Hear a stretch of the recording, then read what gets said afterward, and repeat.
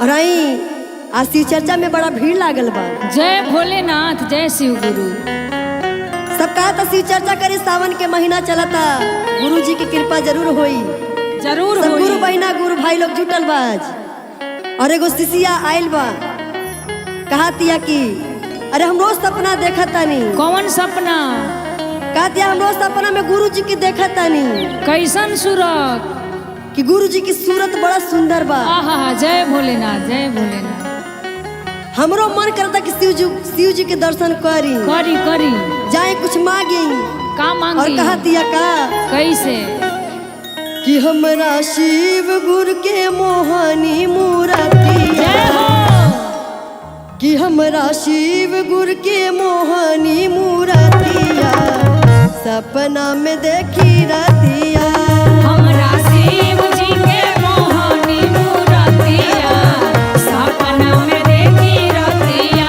हमरा शिव जी के मोहनी मूर्तिया सपना में देखी रतिया। हमरा शिव गुरु के मोहनी मूर्तिया सपना में देखी रतिया।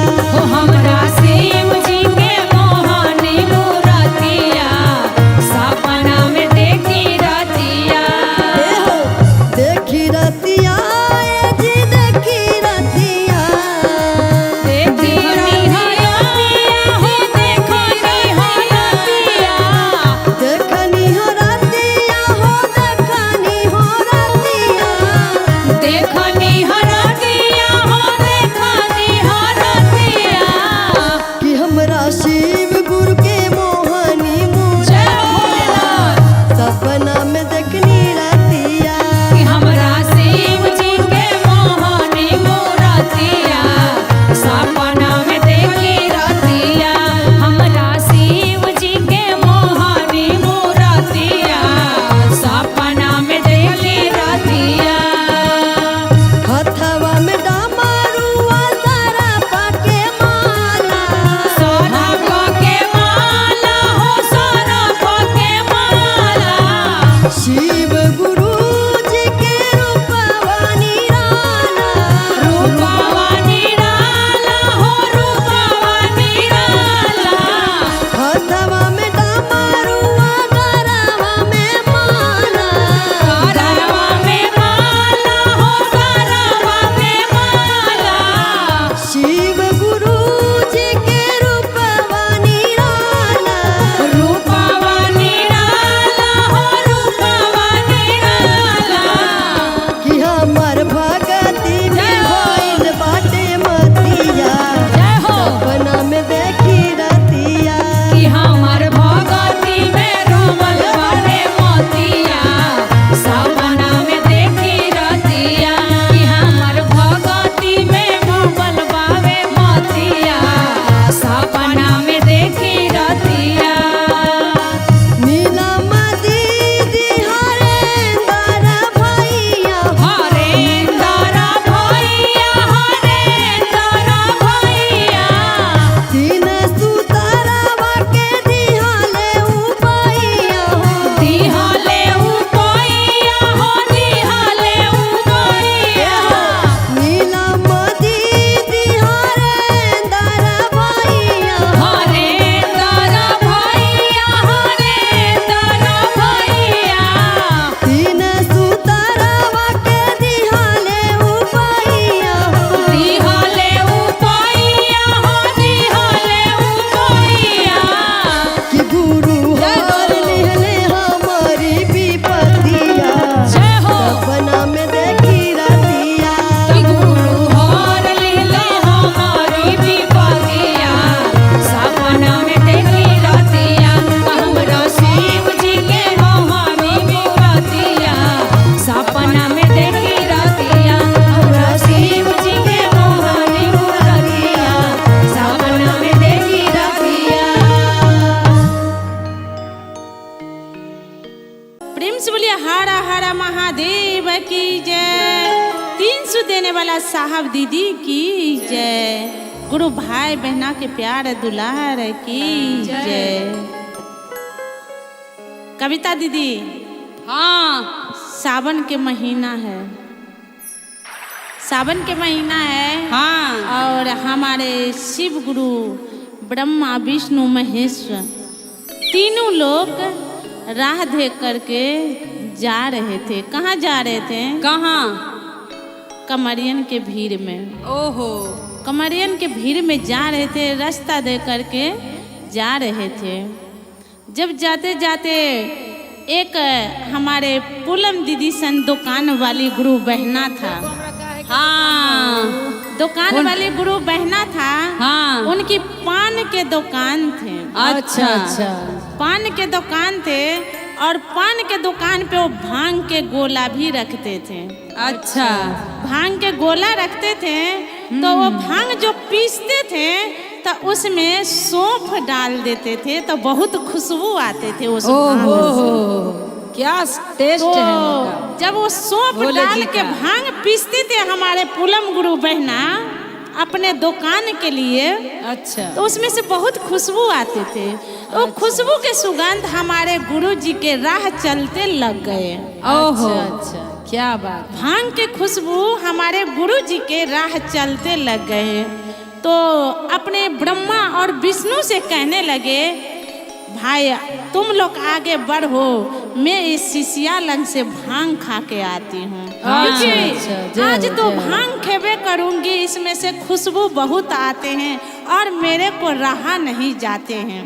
अच्छा अच्छा, तो ब्रह्मा जी बोले जो नहीं चलिए, बहुत देर हो जाएंगे, सावन के महीना है और भक्त लोग कमरथुआ लोग इंतजार कर रहे हैं, देर हो जाएंगे, भांग मत खाइए भैया। जय हो। ब्रह्मा जी विष्णु जी बोल रहे हैं भोले जी से। अच्छा अच्छा, बोले नहीं आप लोग चलिए, मैं तो आज अपने शीश के दरवाजे पर भांग खाई के निकलूंगी। जरूर जरूर जरूर, क्योंकि खुशबू बहुत अच्छा आ रहा है भांग में से। क्या बात। बोले ठीक है। गए तो हमारे पूनम गुरु बहना भांग अपने दुकान पे रखे थे गोला बना बना के बेचने के लिए।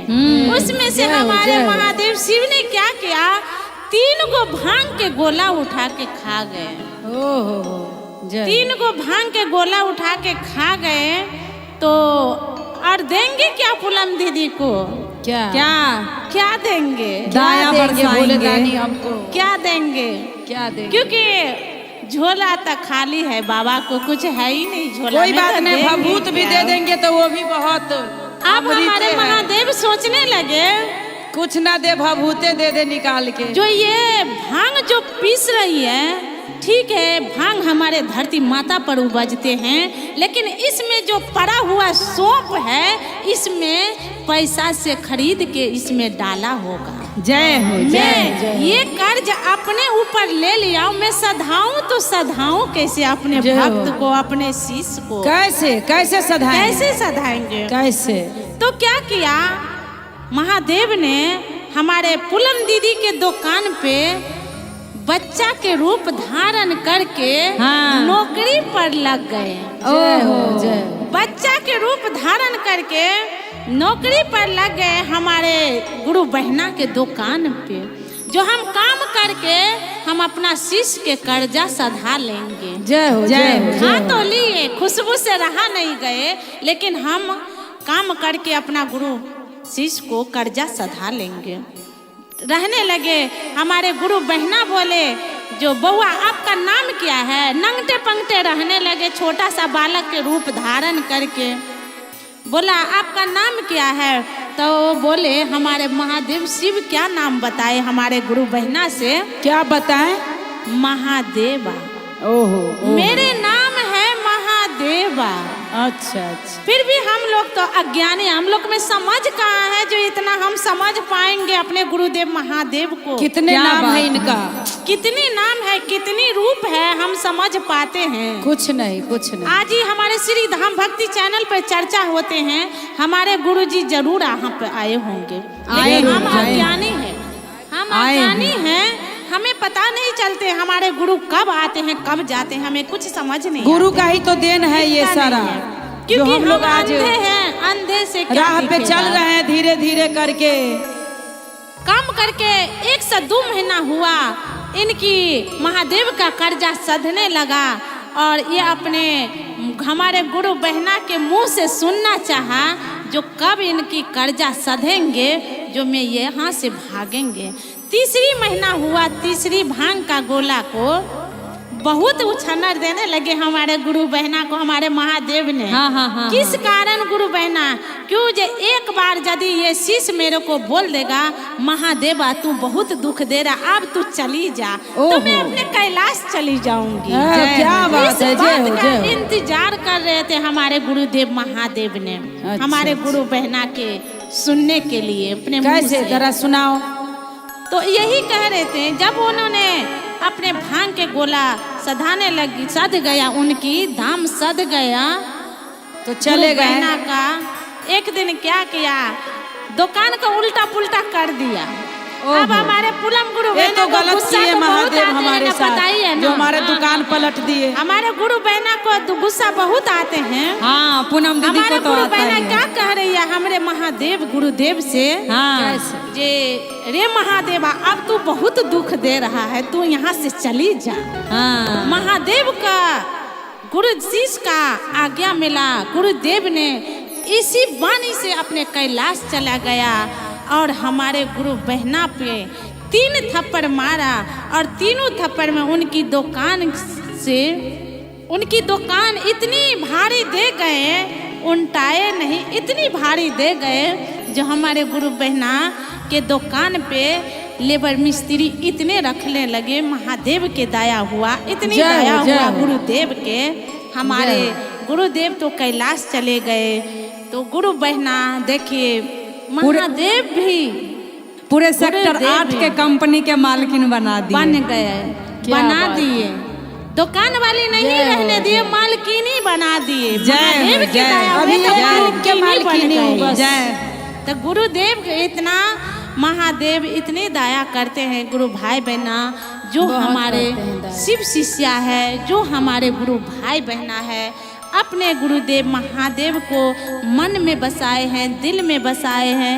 आज साहब दीदी हमारे बीच नहीं है, साहब दीदी हमारे बीच नहीं है, लेकिन साहब दीदी मेरे दिल में है, मेरे दिमाग में है, मेरे हर नस नस में साहब दीदी जय हो, बसे जय हुए हो, गुरु जय भाई हो। बहना, गुरु भाई बहना।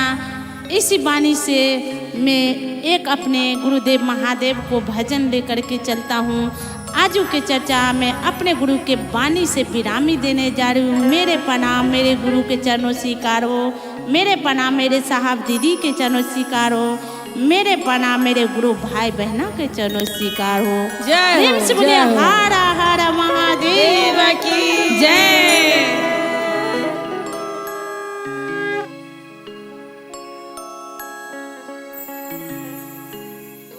सावन चर्चा। के मेलावा में गुरुजी है राय गेले हो शिव गुरु। सावन के मेलावा में शिष्या है राय गेले हो शिव गुरु। खोज दियो शिष्या हमार आओ शिव गुरु। खोज दिया शिष्या हमार आओ शिव गुरु। खोज दिया शिष्या हमार। सावन के मेलावा में शिष्या है राय गेले हो शिव गुरु। सावन के मेलावा में शिष्या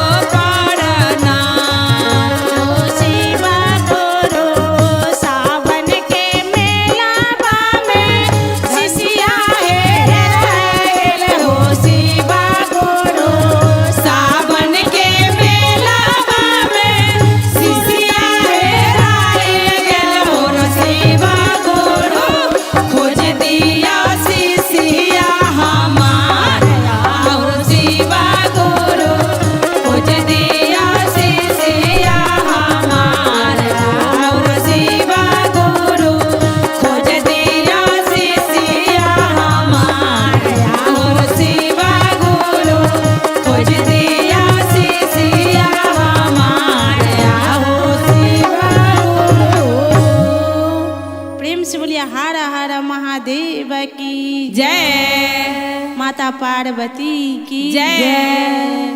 मैं आज के चर्चा अपने गुरुदेव महादेव अपने साहब दीदी को चर्चा वाणी से विरामी करने जा रही हूँ। मेरे प्रणाम मेरे गुरु के चरणों स्वीकारो, मेरे प्रणाम मेरे साहब दीदी के चरणों स्वीकारो, मेरे प्रणाम मेरे एवं गुरु भाई बहना के चरणों में स्वीकारो, मेरे प्रणाम जय हो जय हो जय प्रेम से हो। बोले हारा हारा महादेव, प्रेम से बोले लीलाम दीदी की जय। हरिंदर भैया की जय। जय हो जय हो। बोले श्री गुरु महाराज की जय। बोले शंकर भगवान की जय। और आई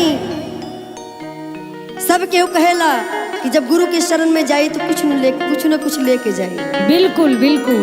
हमो जब पहला बार शिव चर्चा में आयल रहनी सब केहू कहे कि चर्चा में आयल बाड़ू कंगना पहनले बाड़ू कि नहीं खे। हम पूछनी कि कंगना होला का, ये काहे पहनल जाला। तुलसी जी के तुलसी जी कंगना का होला, काहे के पहनल जाला। का होला हो। सब गुरु बहिना गुरु शिष्या लोग बैठल रहे, कहली कि कंगना पहनबू तो गुरु जी की दया होई, चर्चा करबू नमन करबू तो कृपा होई।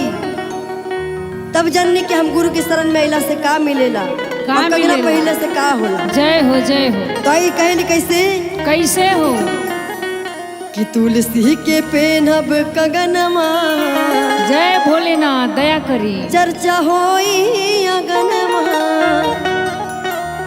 कि तुलसी के पेनहब कंगनमा, जय हो। चर्चा होई अगनमा। तुलसी के पेनहब कंगनवा, चर्चा होई अगनवा। तुलसी के पेनहब कंगनमा, चर्चा होई अगनमा। तुलसी के पेनहब कंगनवा, चर्चा होई अगनवा। होई अगनमा, चर्चा होई अगनमा। होई अगनवा, चर्चा होई अगनवा।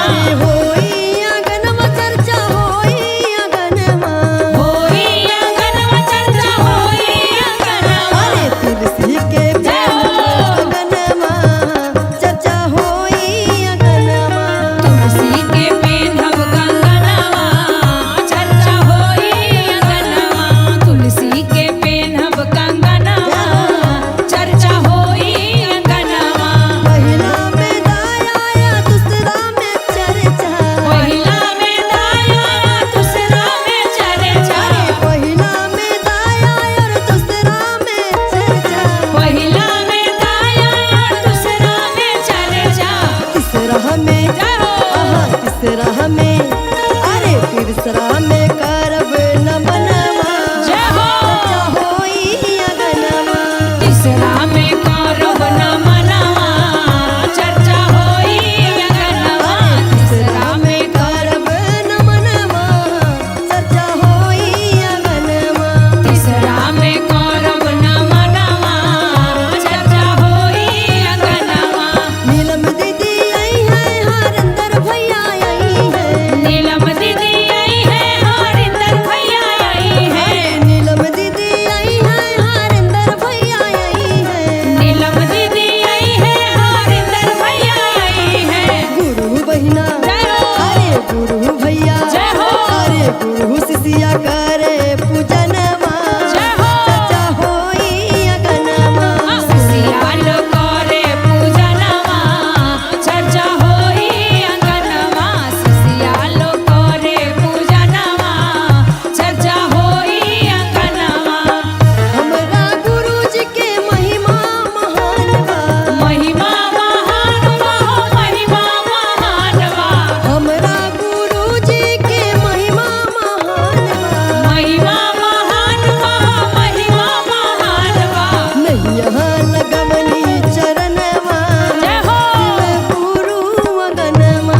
नैया लगवली चरणया, गुरु आई है अगनवा। तुलसी के पेनहब कंगनवा, जय हो। चर्चा होई अगनमा। तुलसी के पेनहब कंगनवा, चर्चा होई अगनवा। बोल श्री गुरु महाराज की जय। प्रेम से बोलिए हरा हरा महादेव की जय, जय। माता पार्वती की जय। सबसे पहले देवाजी देव महादेव शिव गुरु के चरणों में कमल कोटि प्रणाम करती हूँ। मेरा प्रणाम स्वीकार कीजिए, मेरा प्रणाम स्वीकार कीजिए।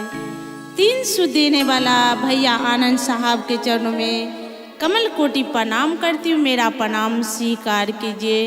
हम सब की शक्ति रूपा लीलम आनंद दीदी के चरणों में कमल कोटि प्रणाम करती हूँ। मेरा प्रणाम स्वीकार कीजिए।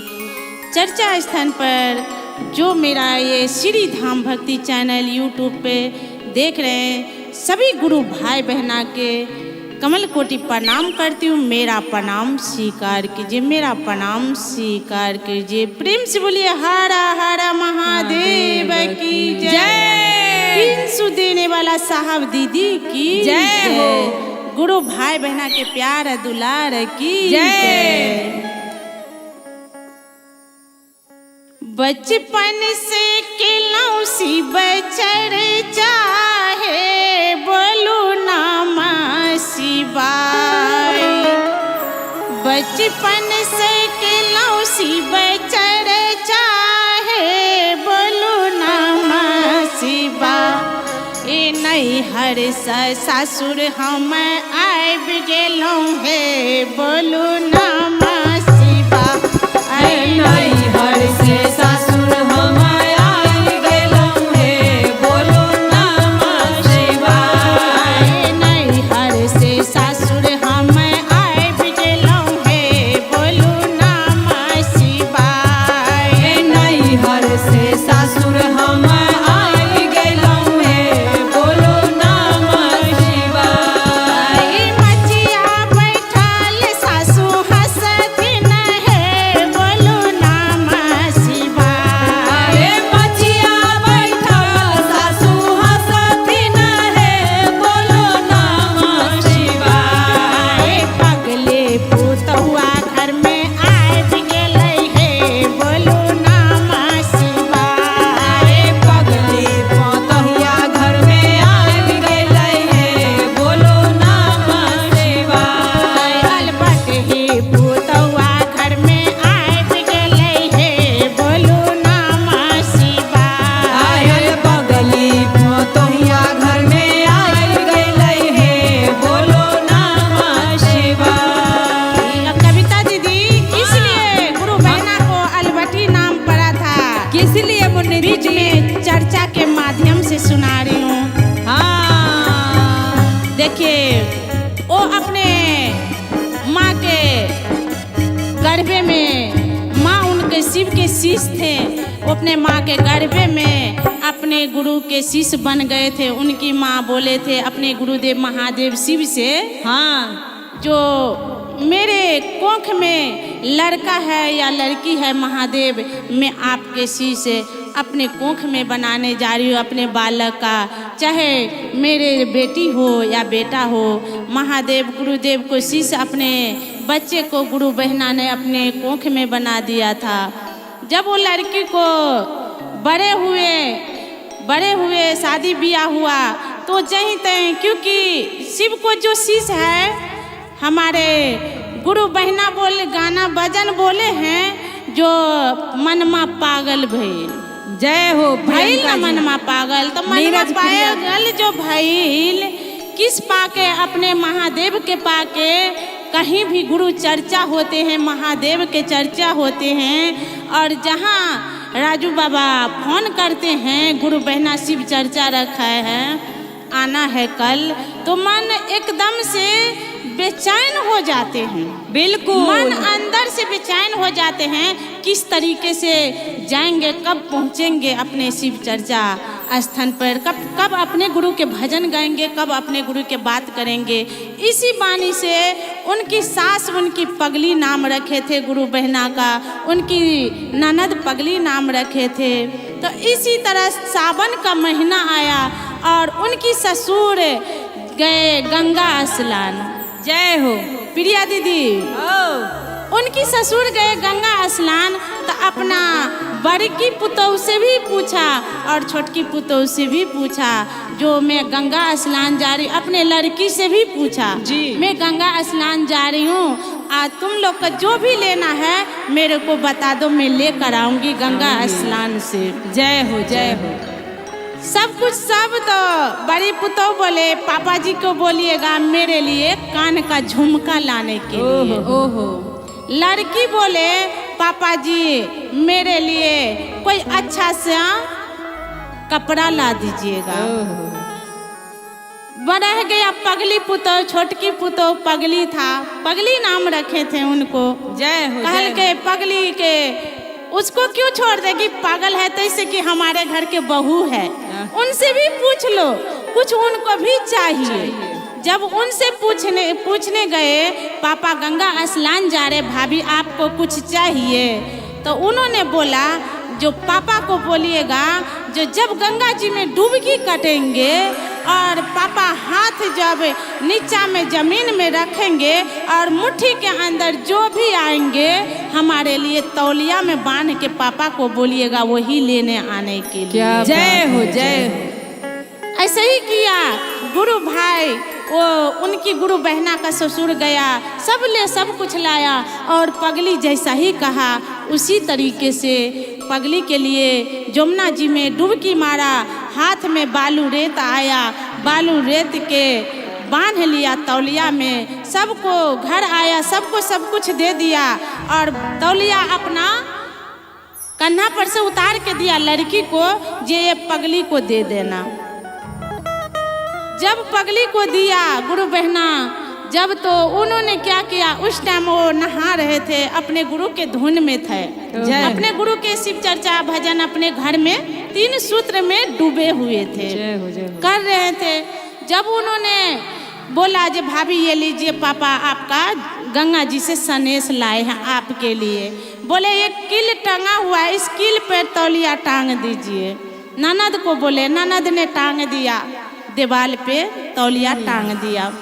जब उन्होंने अपने गुरुदेव के 3 सूत्र कर लिया, दया मांग लिया, चर्चा कर लिया, नमः शिवाय से अपने गुरु के प्रणाम कर लिया, तब जाके तौलिया खोला। तो तौलिया खोला गुरु बहना, तो उसमें से क्या मिला, एक नाग का छोटा सा बच्चा मरा हुआ, उस तौलिया बालू रेत के अंदर वो नाग के छोटा सा बच्चा मरा हुआ मिला उनको। गुरु बहना ने क्या किया, उसमें वो तौलिया को खोल के वो नाग को अपने गले से लगाया और उनके गले में महादेव के दाया, गुरुदेव के दाया, साहब दीदी का दाया, उनकी गले में सोना का हार बन गया वो नाग देवता का बच्चा। जय हो जय हो जय हो। अब वो जाने के उसको पागल नाम रखे थे, पागल नाम रखे थे, तो सब कह रहे थे ये सोना के हार कहाँ से आए, तो सबको बोले थे मुझे तो पापा जी ला के दिए हैं जमुना जी से, मुझे तो पापा जी ला के दिए हैं जमुना जी से। तो नहीं ये हार पापा जी तो नहीं लाए हैं, उनको ससुर कह रहा था मेरे मुट्ठी में तो बालू रेत आए थे तो मैं वही तौलिया में बांध के लाए थे, इससे नहीं तो ये पागल है, किसी घर से चोरा छिपा कर ले आया होगा। पागल तो है, जय तो कौन ठिकाना है इसको।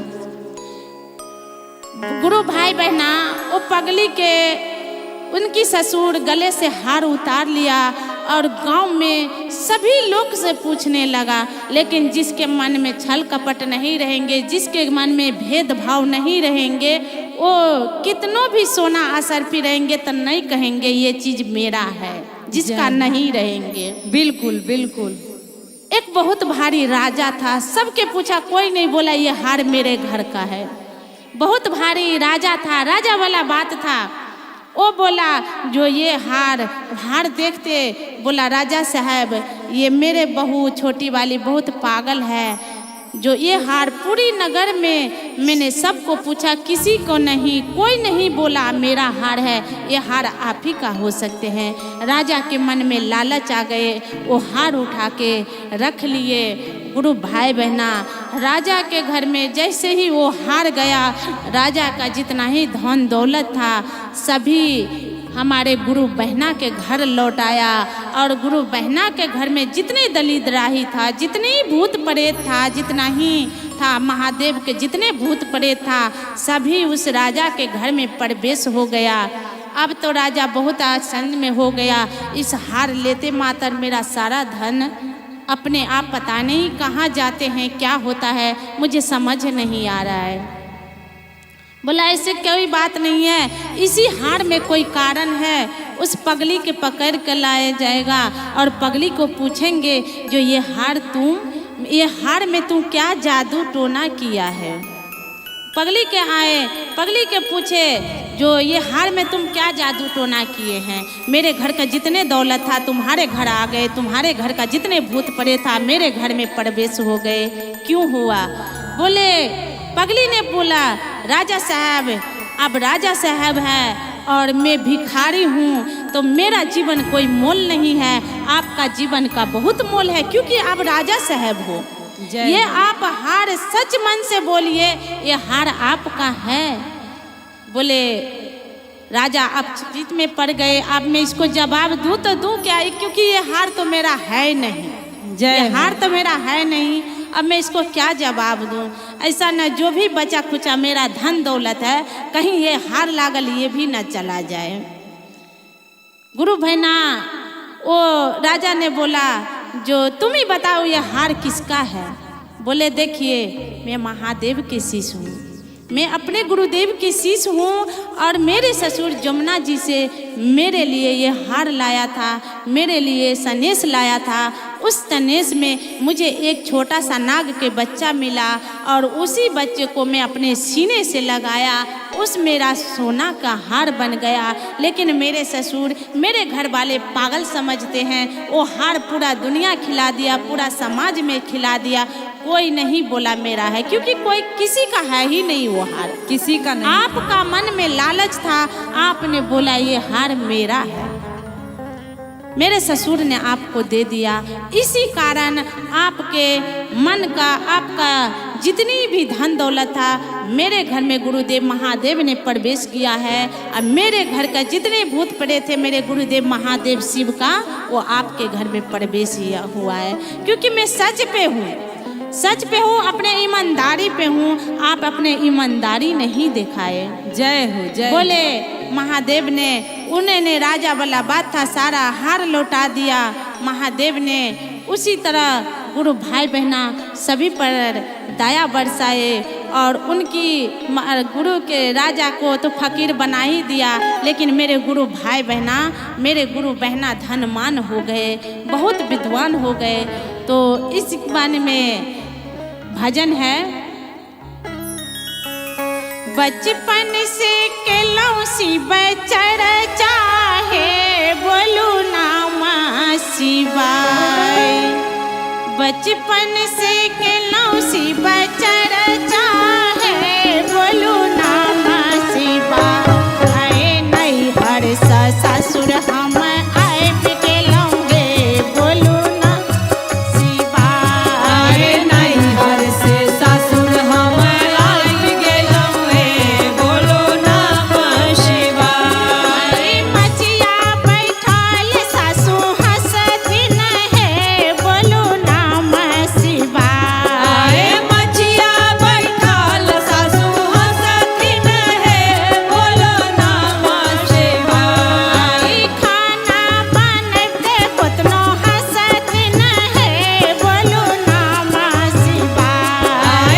खाना बनबैते गुरु हंसथिन है बोलो नमः शिवाय। लक्ष्मी निया जे बहू घर में आबि गेलै जय बोलू नमः शिवाय। लक्ष्मी निया बहु घर में आबि गेलै हे बोलो नमः शिवाय। लक्ष्मी निया जे बहू घर में आबि गेलै हे बोलू नमः शिवाय। लक्ष्मी निया जे बहु घर में आबि गेलै हे बोलो नमः शिवाय। लक्ष्मी निया जे कली घर में आबि गेलै हे बोलू नमः शिवाय। लक्ष्मी निया जे बहु घर में आबि गेलै हे बोलो नमः शिवाय।